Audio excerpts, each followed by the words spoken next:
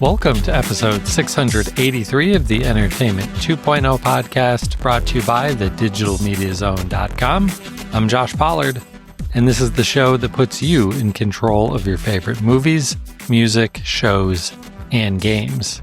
Well, except mostly games this week, which is the main reason why Richard isn't here, because, not really the gamer on the show. But sorry to tell you, folks, there is not much else happening in the world of TV, movies, and audio news out there. So we'll cover a few big stories in the gaming world and what's going on in my entertainment center. If you want to send us some feedback for a future episode, our email address is entertainment20@thedigitalmediazone.com. So we'll start off with what is for sure the biggest gaming news of the week, and that is that the NVIDIA RTX 5060 series cards have been both announced and made available for review. I'm going to link to Engadget's review of probably the best card in this 5060 lineup. They did announce the 5060, and like they've done with other models in the 50 series, the 5060 Ti. And the 5060 Ti, it sits at kind of a weird point. So obviously it's theoretically lower performance than the 5070 cards, but they did a 5070 and 5070 Ti also. And if you compare this to the 5070, it's interesting. Okay, so again, we're talking the 5060 Ti here for the most part against the 5070. So when you compare them, just hardware between the two, the 5060 Ti, of course, has fewer CUDA cores. That's, the main reason why it's a 5060 series instead of a 5070 series. It has fewer processing units on it. However, the 5060 Ti does beat the base 5070 in two interesting ways. One that's pretty important, I think. The important one is RAM. The 5060 Ti has 16 gigabytes of RAM versus that base 5070, which only has 12 gigs of RAM. The other thing that's weird to me is that the clock speed on the 5060 Ti is also faster than the 5070. Now, is that clock speed bump enough to make it more powerful than a 5070? No, it doesn't do more calculations per second and things like that than a 5070, but it is just a little bit interesting that it has that higher clock speed. So what does this mean in terms of actual gaming performance? Well, it's actually pretty decent, but again, just like everything else that we've said about all of the other 50 series cards, a lot of these numbers are driven by DLSS 4.0 that does the, up to 3 frame generation per actual frame. But it's leading to, really good numbers relative to previous generations. So, of course, one of the primary games that is used across the board for benchmarking video cards is, of course, Cyberpunk.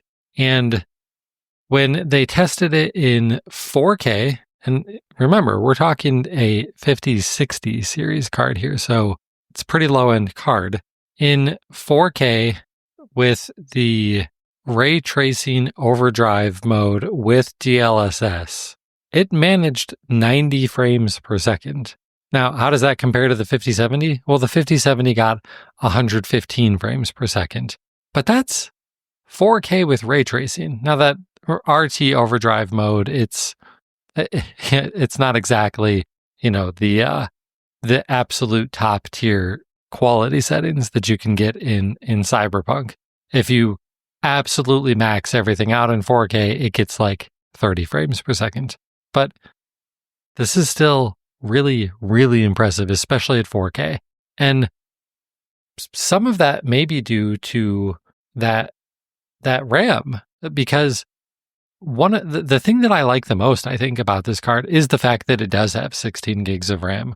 Why do you care? Well, because newer games continue to use higher resolution textures in their games. And all of those textures live-in RAM to make the processing of everything go faster.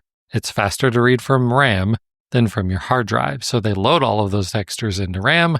The bigger those textures are, the more memory you need. So 16 gigs is a nice little bit of future-proofing on these cards, and the performance works out pretty well.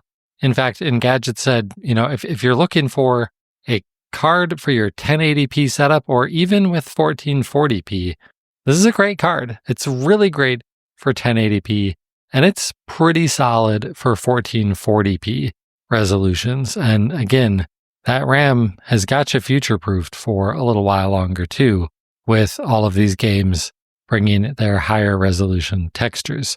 So what about price?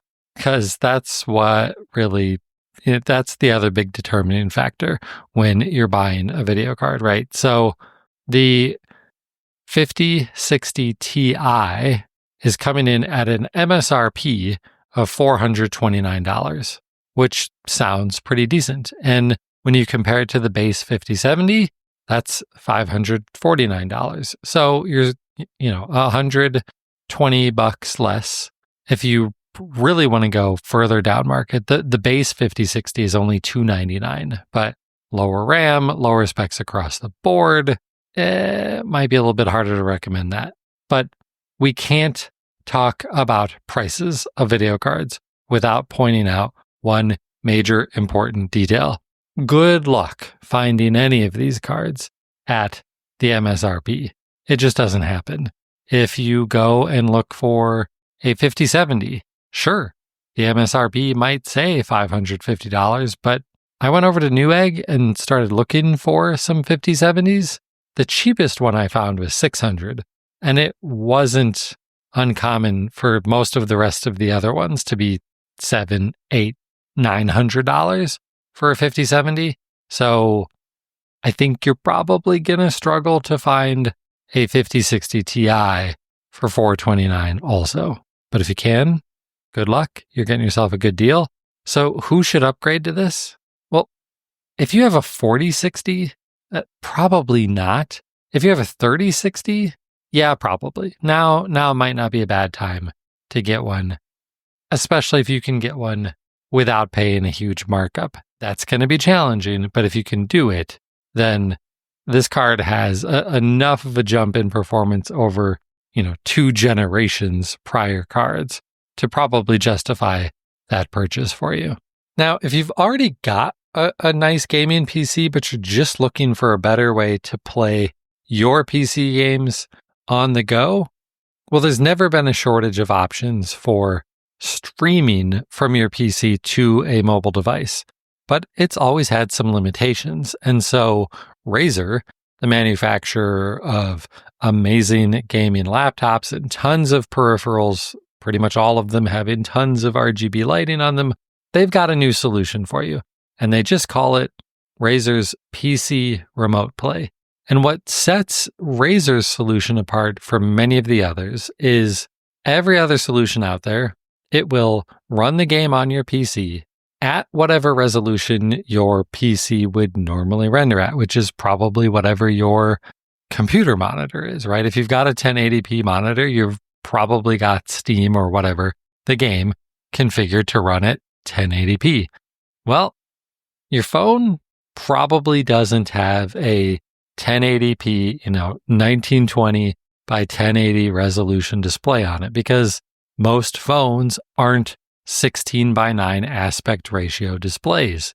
It's also fairly likely, especially if you've got a newer, higher end phone, that you've got a display that's a higher refresh rate. It's not uncommon now for the higher end phones to have 90 frames per second, 90 hertz refresh rate, 120 hertz, some even higher than that on some of these higher end gaming phones. And so what sets Razer's new solution apart is it will stream the game from your PC to your phone at your phone's native resolution and your phone's native refresh rate, giving you a much better experience. Because if it's running at your phone's native resolution, you don't have black bars anywhere, regardless of what your home PC monitor setup is, whether it's a 16:9 or maybe you've got an ultra wide display. With this, you're not going to have any black bars. It is just going to fill the entire screen on your phone, which is going to be really nice. Also, if your PC can support it and your phone is running with a higher refresh rate display, you could be playing at a smoother refresh rate also. So pretty cool new app available to people, and it's all free. You install the Razer Cortex app on your Windows PC, and then from your mobile device, whether it's Android or iOS, you actually have two options. You can install the Razer Nexus app, or they just have a stripped down Razer PC Remote Play app for either device. And once you're up and going, you can use that to stream games from Steam, Epic, or if you're using PC Game Pass, from like the Xbox store. All of those games can be streamed through PC Remote Play, and it's using the AV1 video codec that we've talked about fairly recently on the show. And that means that you're getting a higher quality display with a lower latency, less bandwidth consuming technology here. So it should be pretty good. And if you're looking for a way to play your PC games on your mobile device, you've got no reason not to check out Razer's PC Remote Play. So let's switch to the console world, and we'll hit one good news story on the console side and one unfortunate news story on the console side. So let's start with the good news, and that is on the Xbox side, but don't get that excited. It's not that exciting. We mentioned a few months ago that Xbox started enabling you to stream games that you own from the cloud. This was new because previously you could only stream games through Xbox Game Pass that were games in the Xbox Game Pass library. And they changed it so that they started building up a library of games that if you own them, you can stream them directly from the cloud instead of trying to set up your Xbox to allow you to stream remotely from that. And that library started smallish. It was around 50 games when they first announced this a few months ago. That library of support has grown to over 100 games at this point, and it continues to increase in size. Now, is it increasing in size at a rate that we might want it to? No. Is it increasing in, the quality of games? Not entirely. It's not like you're getting, every single recent AAA game. It's not that way at all, but it does continue to get bigger. Okay, so that's all where we've been. What's the actual news here? The news is that now you can do it from a console. So you might be thinking, but why would I do that? Why wouldn't I just play the games that I own directly on my console? Well, what if your main gaming setup is an Xbox Series X hooked up to your Plasma? Wow, I can't believe I said Plasma. Your OLED TV. Plasma would have been great 10 years ago. But your kids or your other people in your family are using that TV or that Xbox, and you still want a game from the TV in your basement, but it's just got an old Xbox One S. Well, you can use that to stream your games from the internet as long as they're in this library. So there are some use cases here, and it's nice to see them adding this and making it even more capable of a service. Granted, this does require that you have Xbox Game Pass Ultimate, which is the most expensive tier, but that's the only tier that's supported game streaming from the cloud anyway. So that's not really new. If you wanted to stream anything from the cloud, you required Game Pass Ultimate to do it anyway. And now you can use it on your own console to stream your owned games from the cloud. All right, last news story. I hate reporting on these stories, but I think we're going to see a lot more of them this year. And this one is that the cost of the PlayStation 5 is increasing yet again. Fortunately for you listeners in the United States, it's not increasing for you. But if you're in other big markets around the world, it is increasing. So let's take, for example, the digital edition. This is the one that does not include a 4K Blu-ray drive.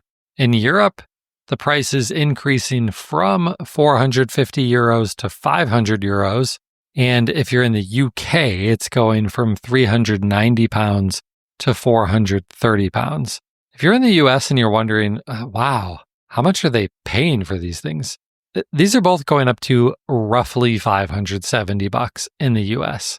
But that's still, $70 more than we're paying right now.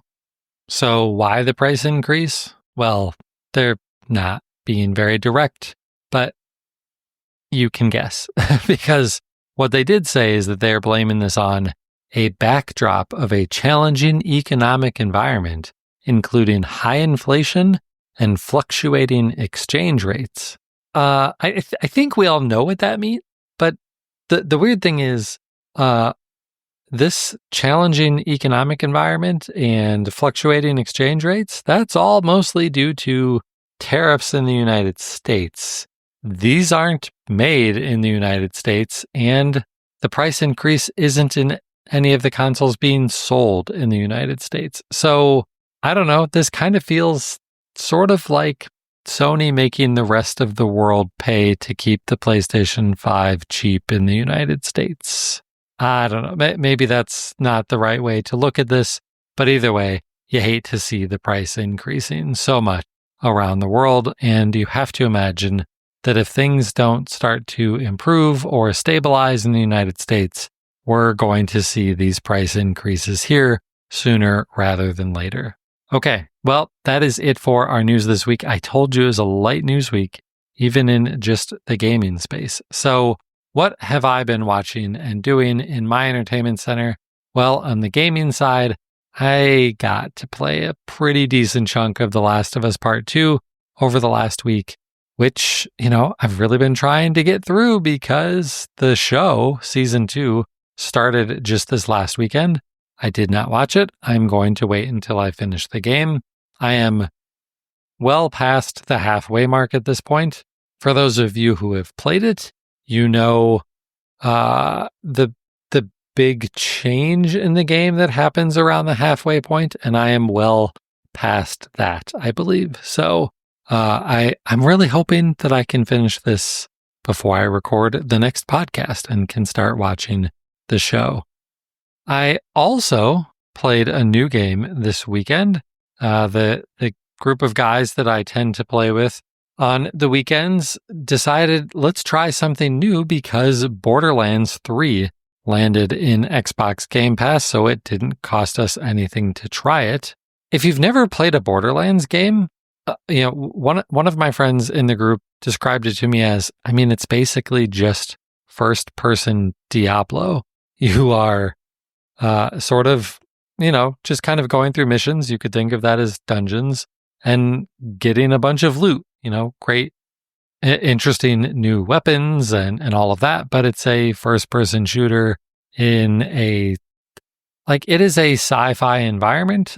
We haven't played that much of it yet, but it is technically on a different planet, but it just kind of feels like a junky, somewhat near future type of planet. So it's not like, this isn't like Halo sort of things. It looks more like a comedic, because it can be very funny, first person shooter. So we had a blast. I think we're going to keep playing it. It's a lot of fun, especially considering it's free. And Borderlands 4 is coming out later this year. So if you're interested in it, you can check out Borderlands 3 for free, essentially, if you have Xbox Game Pass. So no reason not to check that out. On the TV side, watched the season finale of The Pit on Max. I wondered how they would end this season. The show is interesting because it is a hospital drama. It was a 15-episode season, which is, roughly twice as long as most other shows nowadays. And instead of being like a lot of different days, each episode was an hour within a single day. The entire season takes place in a single day. And I really liked how they ended it. It's not some huge cliffhanger, although there's maybe kind of a very minor-ish cliffhanger.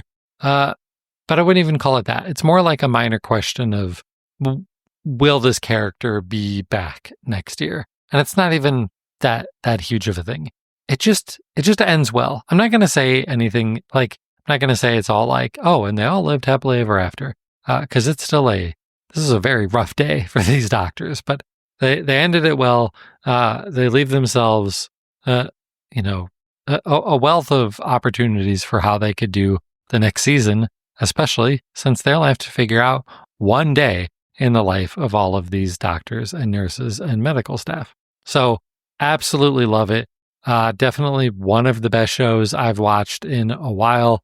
I know when I first talked about this, I told a lot of you, I don't know, the show, it's probably not for me.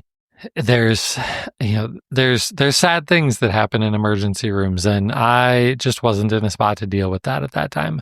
It's too good for me to ignore. I've watched the last few episodes. I missed a couple in the middle that I told Jen to watch without me. I kind of wish I wouldn't have done that because they've all been really, really good. So check out The Pit. I've also continued to watch For All Mankind. Can't remember where I was. I think I had watched the season finale last week when I recorded the podcast. So I'm a couple more episodes into season 2. I like the way they take a little bit of a leap forward into the future, a few years, maybe it was 8 years.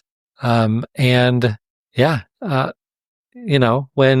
you continue to get a slightly different look at what the world could have looked like if the US didn't win the space race and some of the consequences that came of that. So it continues to be an interesting show if you're into alternative fiction, alternative history that is focused on astronauts and US astronauts, most importantly.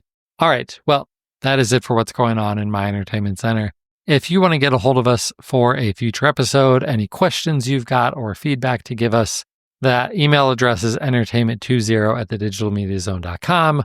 We're on socials at Josh Pollard, at DigiMediaZone on Twitter. I'm on Blue Sky and Mastodon, so is Richard. He's Richard Gunther on Mastodon and richardgunther.com on Blue Sky. But that is going to do it for episode 683. I'm Josh Pollard. Thanks for listening to Entertainment 2.0. Adios.